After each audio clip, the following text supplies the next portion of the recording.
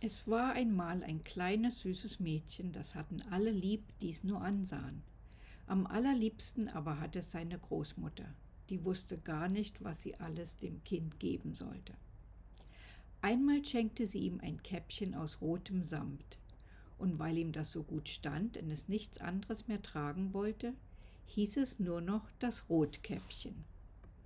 Eines Tages sprach seine Mutter zu ihm: »Komm, Rotkäppchen, da hast du ein Stück Kuchen und eine Flasche Wein. Bring das der Großmutter hinaus. Sie ist krank und schwach und wird sich daran erfreuen. Sei artig und lauf nicht vom Weg ab, sonst fällst du und zerbrichst die Flasche, und die Großmutter hat nichts. Und wenn du in ihre Stube kommst, so vergiss nicht, Guten Morgen zu sagen und guck nicht erst in allen Ecken herum.« »Ich will schon alles gut machen«, sagte Rotkäppchen zur Mutter und gab ihr die Hand darauf.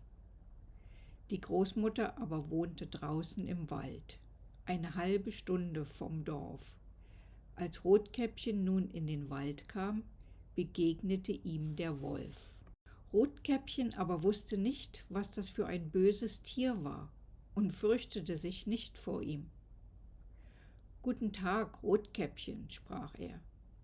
»Schönen Dank, Wolf.« »Wo hinaus so früh, Rotkäppchen?« »Zur Großmutter.« »Was trägst du unter der Schürze?« »Kuchen und Wein, gestern haben wir gebacken.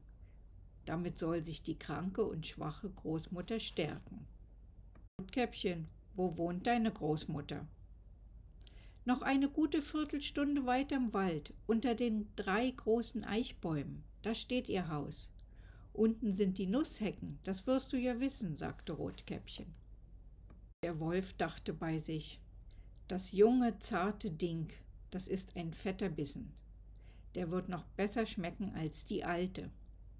Du musst es listig anfangen, damit du beide schnappst.« Da ging er ein Weilchen neben Rotkäppchen her, dann sprach er: »Rotkäppchen, sieh einmal die schönen Blumen, die ringsumher stehen. Warum guckst du dich nicht um? Ich glaube, du hörst gar nicht, wie die Vöglein so lieblich singen. Du gehst ja für dich hin, als wenn du zur Schule gingest, und es ist so lustig draußen im Wald.« Rotkäppchen schlug die Augen auf und sah, wie die Sonnenstrahlen durch die Bäume hin und her tanzten und alles voll schöner Blumen stand. Da dachte es: »Wenn ich der Großmutter einen frischen Strauß mitbringe, wird sie sich darüber freuen. Es ist noch früh am Tag, so dass ich doch zur rechten Zeit ankomme.« Lief vom Weg ab in den Wald hinein und suchte Blumen. Und wenn es eine gepflückt hatte, meinte es, weiter hinaus stünde noch eine schönere, und lief danach und geriet immer tiefer in den Wald hinein. Der Wolf aber ging geradewegs zum Haus der Großmutter und klopfte an die Tür. »Wer ist draußen?« »Rotkäppchen, das bringt Kuchen und Wein, mach auf.« »Drück nur die Klinke«, rief die Großmutter. »Ich bin zu schwach und kann nicht aufstehen.« Der Wolf drückte auf die Klinke, die Tür sprang auf, und er ging, ohne ein Wort zu sprechen, gerade zum Bett der Großmutter und verschluckte sie. Dann zog er ihre Kleider an, setzte ihre Haube auf, legte sich in ihr Bett und zog die Vorhänge zu. Rotkäppchen war nach den Blumen herumgelaufen, und erst als es so viele zusammen hatte, dass es keine mehr tragen konnte, fiel ihm die Großmutter wieder ein, und es machte sich auf den Weg zu ihr.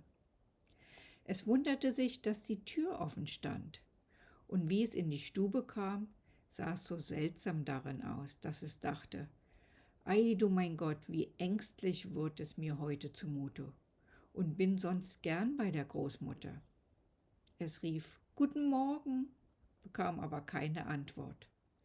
Darauf ging es zum Bett und zog die Vorhänge zurück.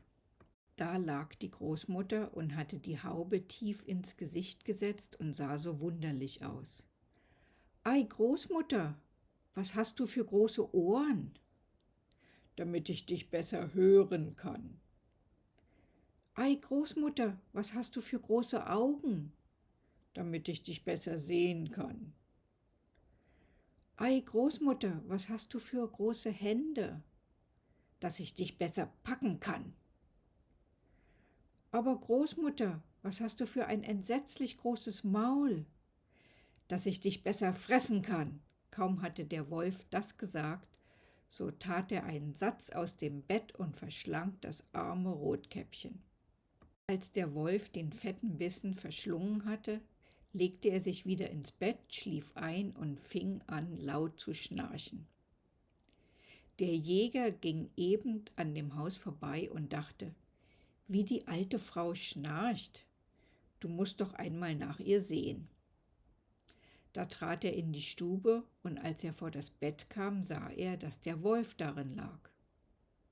»Finde ich dich hier, du alter Sünder«, sagte der Jäger. »Ich habe dich lange gesucht.« Nun wollte er sein Gewehr anlegen, da fiel ihm ein, der Wolf könnte die Großmutter verschlungen haben, und vielleicht ist sie noch zu retten. Er schoss nicht, sondern nahm eine Schere und fing an, dem schlafenden Wolf den Bauch aufzuschneiden. Als er ein paar Schnitte gemacht hatte, sah er das rote Käppchen leuchten, und noch ein paar Schnitte, da sprang das Mädchen heraus und rief, »Ach, wie war ich erschrocken, wie war es so dunkel in dem Bauch des Wolfes!« Und dann kam die Großmutter auch noch lebendig heraus und konnte kaum atmen. Rotkäppchen aber holte große, schwere Steine. Damit füllten sie dem Wolf den Leib. Und als er aufwachte, wollte er fortlaufen, aber die Steine waren so schwer, dass er gleich niedersank und tot umfiel. Da waren alle drei glücklich. Der Jäger zog dem Wolf den Pelz ab, die Großmutter aß den Kuchen und trank den Wein, den Rotkäppchen mitgebracht hatte, und erholte sich wieder. Rotkäppchen aber dachte, du willst dein Lebtag nicht wieder allein vom Weg ab in den Wald laufen, wie es dir deine Mutter verboten hat.